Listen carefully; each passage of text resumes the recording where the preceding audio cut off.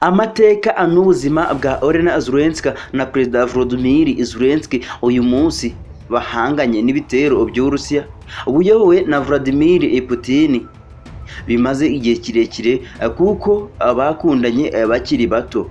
Uko Olena Zrensky na Zrensky bahuye mu bwana bwabo kugera abakundanye. Olena Volodymyr Zrensky yavukiye muri Ukraine ku itariki ya 6 Gashyantare mu 1978. Ubu afite imyaka 44 y'amavuko, kimwe na Perezida Zrensky nawe wavutse muri uyu mwaka. Ni umwanditsi w'amafilime akaba n'umugore wa Perezida mu rurimi rw'icyongereza abita First Lady. Aba bombi bakuze ari inshuti zikomeye kuko Zrensky yavukiye mu mujyi umwe na Zrensky wa Kharkiv ukoreshwamo ururimi rw'Ikirusiya cyane. Babyaranye abana babiri gusa, nubwo bakuriye mu gace kamwe bahuye bageze muri kaminuza. Abo bombi bakuze ari inshuti. Ubucuti bwabo butangira ubwo bari abanyeshuri muri kaminuza nkuru ya Kharkiv mu mwaka w'1995, aho Olena Zrensky yigaga ibijyanye n'ubwubatsi architecture. Mu gihe Zrensky yari umunyeshuri mu bijyanye n'amategeko, ariko wari ufite inzozi zo kuzavamo umukinnyi wa komedi, umunyarwenya ukomeye. Mu nkuru yanditswe na Daily Mail havuga ko Olena Zrensky yari mu rukundo n'undi musore mbere yo guhura na Zrensky ku myaka 17. Icyo gihe Zrensky yari umwe mu bagize itsinda ry'abanyarwenya bo muri ako gace, bakaba baritabiraga amarushanwa ku rwego rw'igihugu.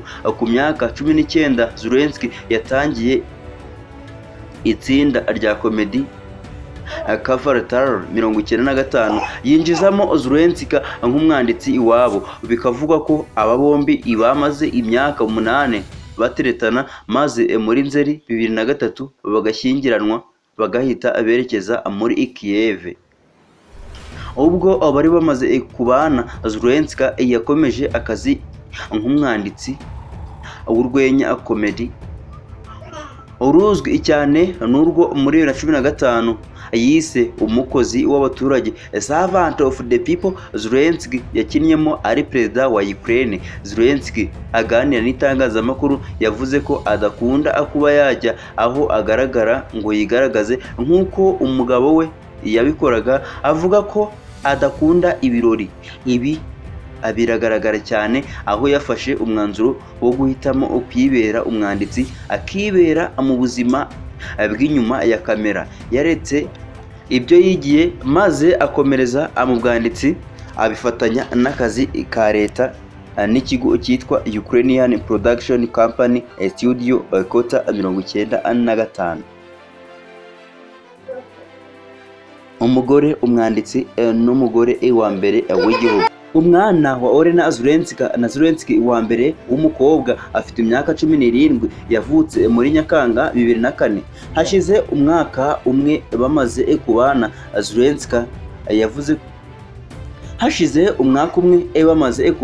Zrensky yavuze ko agiye gutangira kugaragara muri filime nyuma y'imyaka 9 ababyaye umuhungu Keiriolo muri Mutarama 2013. Ubwo umwana wabo mutoya Keiriolo wavutse muri Mutarama 2013 yari amaze kuzuza imyaka 6, Zrensky yiyamamarije kuba perezida. Umugore we ntabwo yigeze yishimira icyo gitekerezo, agerageza kumurwanya. Mu by'ukuri narwanyije uwo mushinga kubera ko rwari urugendo rukomeye yaratangiye. Ntabwo yari umushinga, ahubwo byari icyerekezo gishya cy'ubuzima. Bidasabye kuba hari abo bavukana abakomeye mu bya politike, Zrensky yatsinze amatora y'umukuru w'igihugu muri 2019, atsinze Petro Poroshenko ku majwi arenga 73%. Umugore we yahise atangira gufasha umugabo we mu rugendo rushya yaratangiye. ntabwo ndi umuntu uzwi cyane, ariko mu by'ukuri kuba umugore wa perezida bisaba andi mategeko ndimo kugerageza kuyamenyera. Ibi umugore wa Zrensky yabivuze aganira n'itangazamakuru ahagararanye n'umugabo we. Yakomeje agira ati njye nkunda kuba anibereye inyuma, umugabo wanjye we aba ari imbere cyane, njye nshimishwa no kuba andi inyuma mu gicucu cye, ntabwo ndi umugore w'umunyabirori, ntabwo nzi gusetsa, ntabyo niyiziho, ariko noneho mbonye impamvu yo kubikora. Noneho imwe muri zo ni ugutuma nigarurira abaturage ku bibazo byugarije imibanire yabo.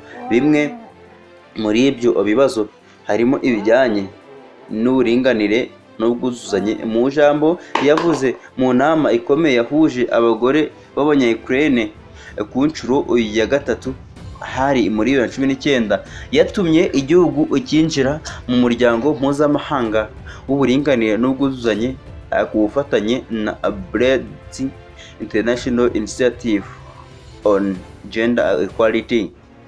Muri Kamena umwaka wa 2020 yatangije igikorwa cyo guteza imbere ururimi rw'abanya-Ukraine ndetse atangiza uburyo bwo kugaburira indyo yuzuye abana mu mashuri. Perezida Volodymyr Zrensky ni muntu ki? Reka turebe gato ku buzima bw'umugabo we. Amazina ye yose ni Volodymyr Oleksandrovich Zrensky. Yavutse ku itariki ya 25 Mutarama mu 1978. Atangira kujya muri politike avuye mu mwuga wo gukina filime z'uruhererekane n'izo gusetsa. Ubu akaba ari we perezida wa gatandatu wa Ukraine guhera 2019.